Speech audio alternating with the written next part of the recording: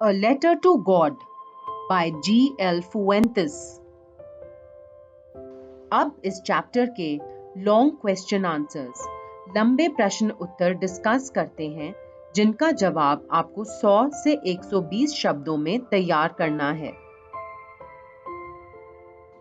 Question.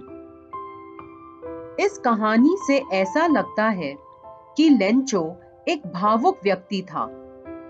बारिश आने पर एकदम खुश हो गया और फसल उजड़ने पर एकदम निराश। क्या उसमें सहनशीलता नहीं थी? क्या जीवन की चुनौतियों को लड़ने का साहस नहीं था? इल्यूसिडेट कीजिए, यानी विस्तार पूर्वक समझाइए और बताइए कि जीवन की ऐसी परिस्थितियों से लड़ने के लिए इंसान में क्या मूल्य होने चाहिए। आंसर। लेंचो निश्चय ही एक भावुक व्यक्ति था।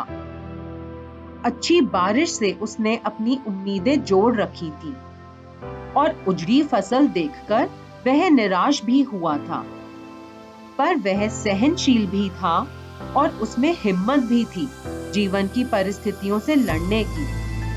भगवान में दृढ़ आस्था थी, जिसके कारण उसने उन्हें एक पत्र लिखा और उसमें टॉलरेंस थी, यानी सहनशीलता थी उनके जवाब के इंतजार करने की। उनका जवाब मिलने पर उसने 70 पीसोस स्वीकार भी करे और उन्हें दोबारा पत्र लिखा। इसी तरह हर व्यक्ति को अपनी परिस्थितियों से लड़ने के लिए हिम्मत रखनी चाहिए और सहनशील स्वभाव से इंतजार करना चाहिए। इस लॉन्ग आंसर को लर्न करने के ये की पॉइंट्स हैं। पहला, वह इम्पल्सिव था। दूसरा, जो उसके चरित्र का सबसे अहम पहलू है, फेथ इन गॉड। तीसरा, करेज मतलब साहस। और चौथा, टॉलरेंस मतलब सहनशीलता। क्वेश्चन। पोस्टमास्टर ऐसे लोगों के प्रतिनिधि हैं, ऐसे लोगों को रिप्रेजेंट करते हैं जो आज भी दूसरे लोगों की मदद करने में विश्वास रखते हैं। पोस्टमास्टर के ऐसे मूल्यों पर रोशनी डालिए जिन्हें देखकर आप सीखना चाहेंगे, उन्हें एम्यूलेट करना चाहेंगे। आंसर। पोस्टमास्टर उन लोगों को रिप्रेजेंट करते हैं जो आज भी दूसरों की मदद करने में विश्वास करते हैं।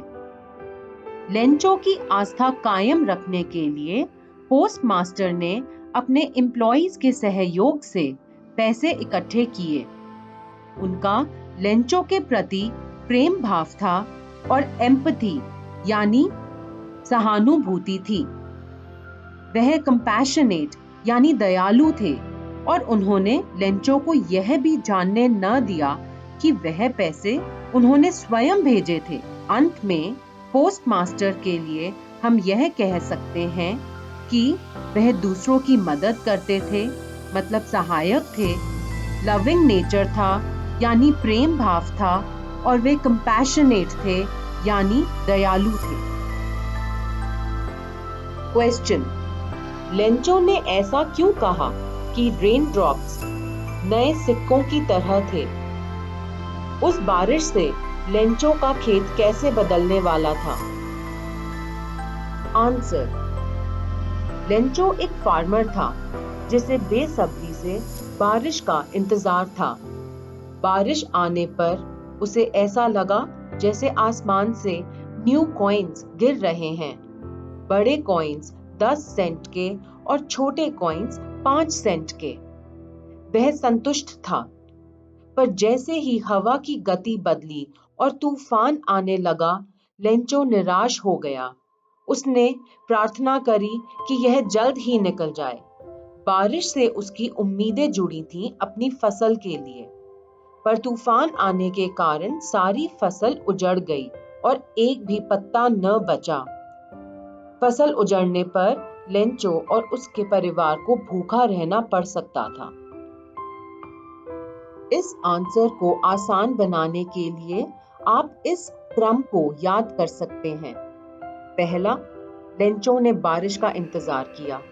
दूसरा, बारिश आई और न्यू कॉइन्स की तरह लगी। तीसरा, हवा का रुख बदला और तूफान आ गया। चौथा, कॉर्नफील्ड डिस्ट्रॉय हो गया। पांचवा, लेंचो दुखी हुआ क्योंकि उसका परिवार भूखा रह सकता था। हेलस्टॉर्म से लेंचो के सारे सपने और उम्मीदें चकनाचूर कैसे हो गए? आंसर, जिस बारिश का लेंचो को इंतजार था वह एकदम से तूफान में बदल गई और 1 घंटे तक बारिश होती रही। पूरा कॉर्नफील्ड स्नो से ढक जाने के कारण सफेद हो गया। वह डिस्ट्रॉय हो गया था। एक भी पत्ता न बचा। लेंचो की उम्मीदें निराशा में बदल गई थीं। वह मजबूर हो गया, यानी हेल्पलेस था, और उसे बाकी पूरे साल भूखा रहना पड़ सकता था।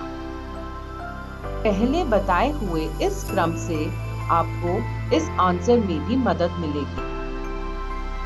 क्वेश्चन, यह प्रश्न लेटर राइटिंग यानी पत्र लेखन पर आधारित है।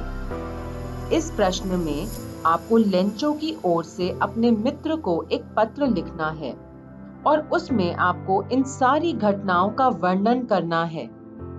फसल का उजड़ना, भगवान को पत्र लिखना और रिप्लाई में जो आपको पोस्ट ऑफिस से पैसे मिले हैं उसके बारे में बताना। आपको अपनी इरिटेशन एक्सप्रेस करनी है, यानी जो आपको चिढ़ हुई है वह व्यक्त करनी है। पत्र लेखन यानी लेटर राइटिंग में सबसे महत्वपूर्ण है लेटर फॉर्मेट फॉलो करना। लेटर फॉर्मेट कुछ ऐसा दिखता है। स्टार इन मी का लेटर फॉर्मेट पर आप वीडियो जरूर देखें। लेटर फॉर्मेट के अकॉर्डिंगली आप लिखना शुरू करेंगे और लेटर की बॉडी में सबसे पहली लाइन में मित्र का हालचाल पूछेंगे और उसके बाद एक के बाद एक प्रश्न में दिए हुए सारे पॉइंट्स को कवर करके लेटर की बॉडी बनाएंगे और नीचे साइन करेंगे Lencho. Question, Lencho post office के एम्प्लॉइज को बंच ऑफ क्रुक्स यानी छल कपटी क्यों कहता है? अपने आंसर के सपोर्ट में रीजंस दीजिए। या लेंचो क्या सोचता है कि पैसे किसने लिए थे? इस सिचुएशन में आयरनी यानी व्यंग को स्पष्ट कीजिए। आंसर, पत्र मिलने पर जब लेंचो ने देखा कि भगवान ने केवल 70 पीसोस भेजे हैं, उसे बहुत गुस्सा आया। उसका भगवान में बहुत फर्म फेथ था, दृढ़ आस्था थी। उसे यकीन था कि ना तो भगवान ने गलती करी हो सकती है और ना ही उसकी रिक्वेस्ट को इनकार किया हो सकता है। इस परिस्थिति में व्यंग यह है कि उसने एम्प्लॉइज पर शक किया था जिन्होंने वास्तव में पैसे जोड़कर लेंचो को भेजे थे। अगर पोस्ट मास्टर दयालु ना होते तो लेंचो को पूरे साल स्टार्व करना पड़ता। इसमें व्यंग यह है कि उन दयालु लोगों को लेंचो बंच ऑफ क्रुक्स कहता है, यानी छल कपटी कहता है। यहाँ आयरनी और भी बढ़ जाती है जब लेंचो भगवान से रिक्वेस्ट करता है कि इस बार पैसे डाक से ना भेजें। इस आंसर को याद करने का एक सरल तरीका है। इसे 2 हिस्सों में बांटें। लेंचो को गुस्सा क्यों आया और दूसरा आयरनी। पैसे कम थे और यह भगवान नहीं कर सकते थे, इसलिए लेंचो को गुस्सा आया। और आयरनी थी कि दयालु लोगों को लेंचो ने कहा बंच ऑफ क्रुक्स और दूसरा कि अब पैसे डाक से ना भेजना। इन सब आंसर्स के लिए आप star in me app download कर सकते हैं। यह गूगल ऐप स्टोर पर निःशुल्क उपलब्ध है।